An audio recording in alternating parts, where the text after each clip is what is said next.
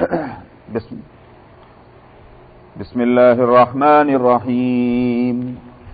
هل أتاك حديث الغاشية وجوه يومئذ خاشعة عاملة ناصبة تصلى نارا حامية تسقى من عين آنية ليس لهم طعام إلا من ضريع لا يسمن ولا يغني من جوع وجوه يومئذ ناعمة لسعيها راضية في جنة عالية لا تسمع فيها لاغية فيها عين جارية فيها سرر مرفوعة وأكواب موضوعة ونمارق مصفوفة وزرابي مبثوثة. صدق اللہ العظیم. اس سورت کا نام الغاشیہ ہے. پہلی آیت میں یہ لفظ آیا هل اتاک حدیث الغاشیہ، اسی سے اس سورت کا نام الغاشیہ ہوا. مکی سورہ ہے اور یہ اس زمانے کی سورت ہے جس کو یوں کہیے کہ آپ کا درمیانی جو دور ہے مکہ مکرمہ کا نبوی پیغمبری بعثت کے بعد کا جو آپ کا زمانہ ہے 13 سال کا، اس کے درمیانی مدت جس میں نبی کریم صلی اللہ علیہ وسلم کا زیادہ زور جو ہے وہ دو چیزوں پر ہے. ایک ہے عقیدہ توحید اور دوسرا ہے عقیدہ آخرہ. انہی دونوں باتوں کو ماننے کے لیے تیار نہیں. اللہ کو تو مانتے ہیں مگر اللہ صرف وہی سارے کام کرتا ہے، وہ بات سمجھ میں نہیں آتی تھی. یہی عقیدہ توحید.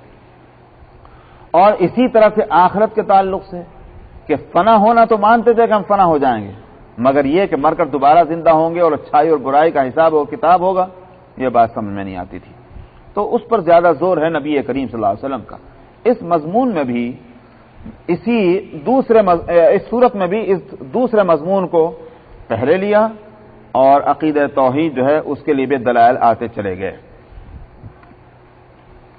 فرماتے ہیں کیا تم کو الغاشیہ کی بات پہنچی ہے؟ الغاشیہ اصل میں غشہ یا غشو کے معنی آتے ہیں ڈھانپ لینے کے. آپ مثلا کسی برتن کو کسی چیز سے ڈھانپ دیں، یہ ہے غشہ. اسی وجہ سے آپ کسی کو جب بے ہوش ہو جاتا ہے آپ اس کو کہتے ہیں غشی ہو گئی. وہ عربی کا لفظ ہے غشی. غشی کا مطلب کیا ہوا کہ اس کی عقل اور اس کا شعور جو ہے وہ احساسات وہ ڈھک کے گئے ہیں. سمجھ میں آئے؟ اس پر کوئی اور حالت طاری ہو گئی. اب نہ یہ سن سکتا ہے، نہ یہ سوچ سکتا ہے، نہ یہ دیکھ سکتا ہے. یہ ہے وہ غشی. تو الغاشیہ ہے وہ چیز جو چھا جانے والی ہو، ڈھانپ جانے والی. مراد اس سے یہ ہے وہ مصیبت اور وہ سخت وقت جو پوری کائنات پہ پورے طور پر چھا جائے گا، کوئی چیز اس سے بچ کر نہ رہے گی. یہ ہے مطلب الغاشیہ. انداز یہ اختیار کیا کہ اچانک گویا یوں کہیے کہ ایک سوال کر لینا. دیکھیے اصل میں بات کے انداز کیا ہوتے ہیں؟ دو طریقے ہوتے ہیں. ایک تو یہ کہ جو بات کہنی ہے اس کے لیے پہلے سے ایک تمہید قائم کریں، ایک بیس بنائیں. بیس بنانے کے بعد ذہن کو اس کے لیے تیار کریں جو بات آپ کہنا چاہتے ہیں، اس کے بعد آپ بات کہیں. دوسرا انداز کیا ہوتا ہے؟ بغیر بیس بنائے، بغیر تمہید کے اچانک ایک بات کہہ دینا. یہ کب ہوتا ہے؟ وہ جب ہوتا ہے کہ جب بہت بڑی کوئی مصیبت، بڑی ہولناک کوئی بات، کوئی ایمرجنسی ہو جائے. اس وقت کیا ہوگا؟ اس وقت آپ تمہید بنا کر نہیں بات کریں گے. سمجھ میں آیا؟ اتنی دیر میں تو گاڑی بہت دور پہنچ جائے گی. ایمرجنسی ہے تو آپ فوراً، چاہے اس کا کچھ بھی امپیکٹ ہو، کچھ بھی اثر پڑے، لیکن آپ فوراً کہیں گے. مثال کے طور پر باہر جو ہے خدا نخواستہ کسی جگہ آپ ہوں، وہاں آگ لگ جائے. اب آپ کتنی تمہید قائم کریں گے؟ سمجھ میں آیا؟ آپ فوراً کہیں گے ارے نکلو نکلو نکلو. یہی تو کہیں گے آپ. سمجھ میں آیا؟ اگر آپ تمہید باندھنے بیٹھ گئے تو آگ تو کہیں سے کہیں پہنچ جائے گی. وہ ایک قاری صاحب تھے، تفسیر میں تو نہیں سنانا چاہیے لطیفہ مگر سنا دوں. ایک قاری صاحب تھے, وہ قراءت سکھایا کرتے تھے بچوں کو. تو اب بچے جو ہیں وہ ظاہر ہے کہ اپنا پریکٹس کرنے میں کہاں اتنا وقت دیتے ہیں, تو قاری صاحب کو ایک تدبیر سمجھ میں آئی اور انہوں نے کہا کہ بچوں دیکھو, تم آئندہ جب کوئی بات کرو تم قراءت سے بات کیا کرو, اس طرح سے تمہارا پروننسیشن, لب و لہجہ, آواز اس کی عادت ہو جائے گی. بچوں نے کہا بہت اچھا. اب بچے جو بات کر رہے ہیں وہ قراءت میں بات کر رہے ہیں, اردو میں ہو کیوں نہ ہو, مگر باتیں سب قراءت میں ہو رہی. وہ اتفاق سے کیا ہوا کہ وہ حافظ صاحب جو تھے, وہ قاری صاحب, ان کے یہاں اوپر آ کر کے وہ جو ہوتا ہے نا تتیہ بولتے ہیں, کیا بولتے ہیں وہ جو کاٹ لیتا ہے, وہ ہمارے یہاں اس کو بھرن یا تتیہ بولتے ہیں, کیا کہتے ہیں اس کو, بی تو شاید کی مکھی, لیکن وہ ایک اور ہوتے ہیں نا ہمارے یہاں, وہ پیلے رنگ کا اور لال رنگ کا ہوتا ہے, اور ہاں ڈیکوری تو وہ چیمٹی سے ہوتی ہے. خیر وہ اچھا, تو وہ جو بھی ہے ہمارے یہاں اس کو بھرن تو پیلے رنگ کی ہوتی ہے اور تتیہ ذرا لال رنگ کا, وہ کاٹ لیتا ہے تو بڑی مصیبت ہو جاتی ہے. وہ آ کے بیٹھ گیا. اب بچوں نے دیکھ لیا اور قاری صاحب نے نہیں دیکھا, تو بچوں کو تو یہ ہدایت ہے کہ اب جو بات کرو تو قراءت میں کرو. تو بچوں نے کہا قاری صاحب آپ کے کاندھے پر تتیہ, اس نے کاٹ لیا, اس نے تو اتنی دیر میں کاٹ دیا. قاری صاحب نے کہا کہ بے وقوف, تم نے اتنی دیر کہاں کو لگائی مجھے بتانا, آپ نے تو فرمایا تھا قراءت میں جو بات کرنی کرنی.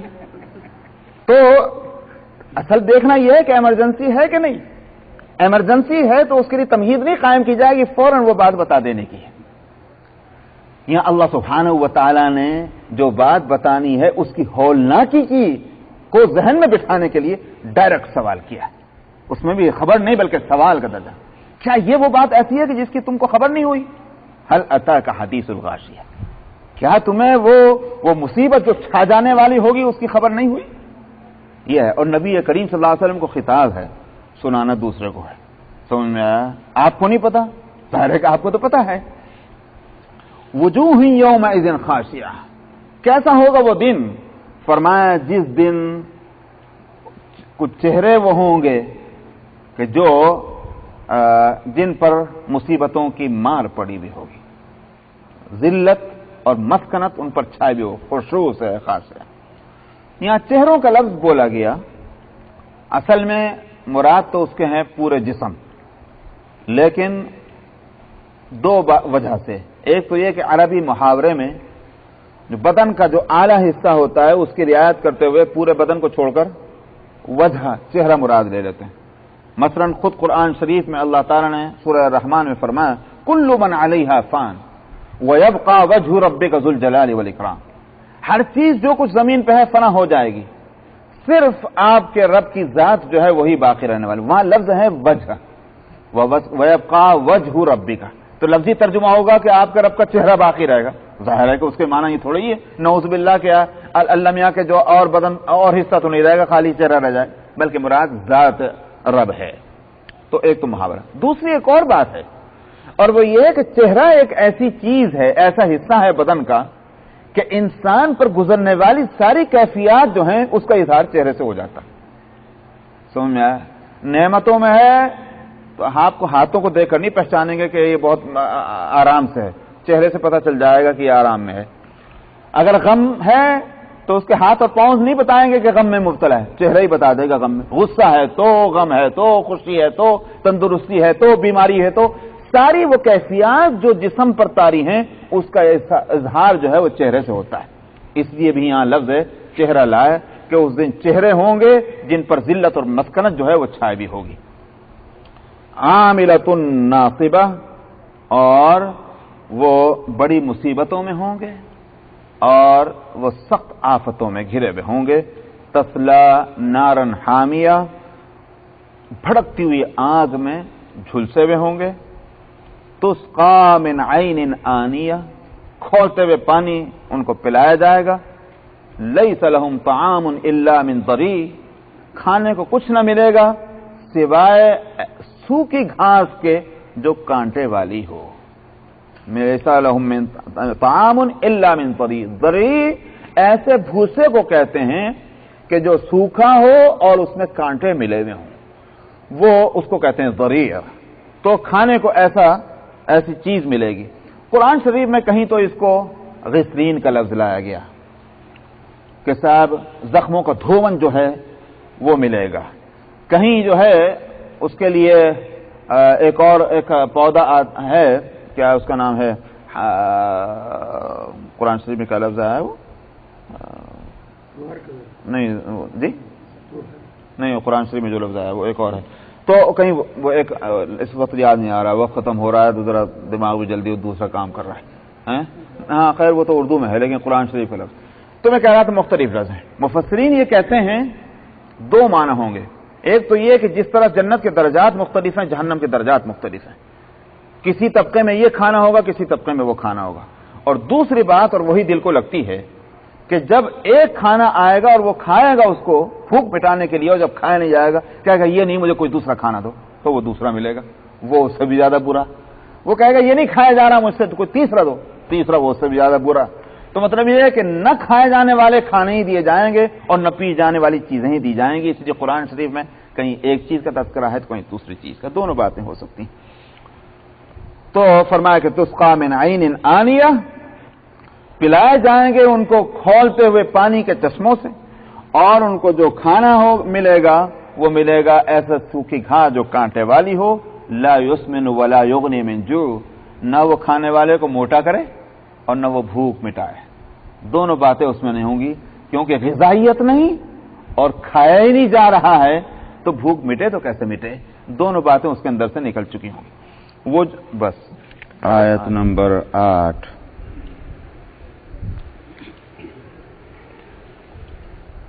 اعوذ باللہ من الشیطان الرجیم،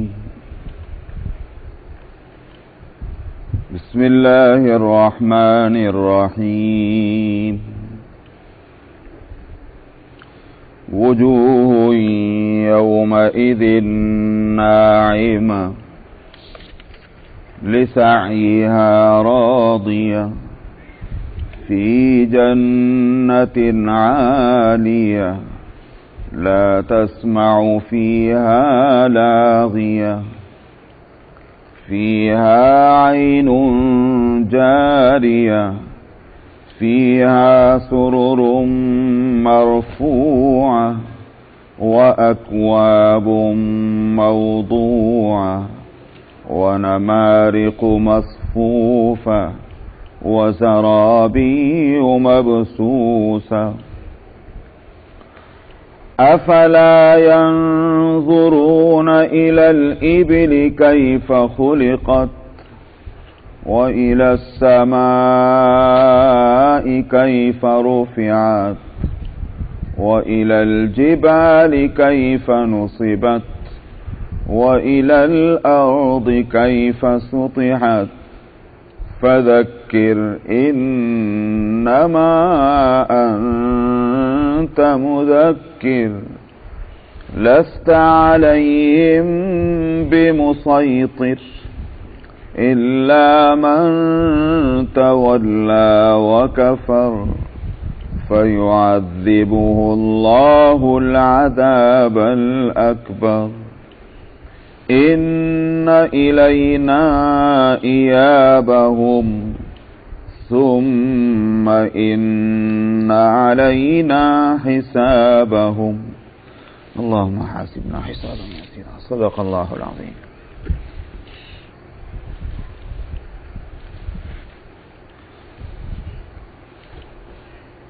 فرماتے ہیں کچھ دن، اس دن قیامت کے دن کچھ چہرے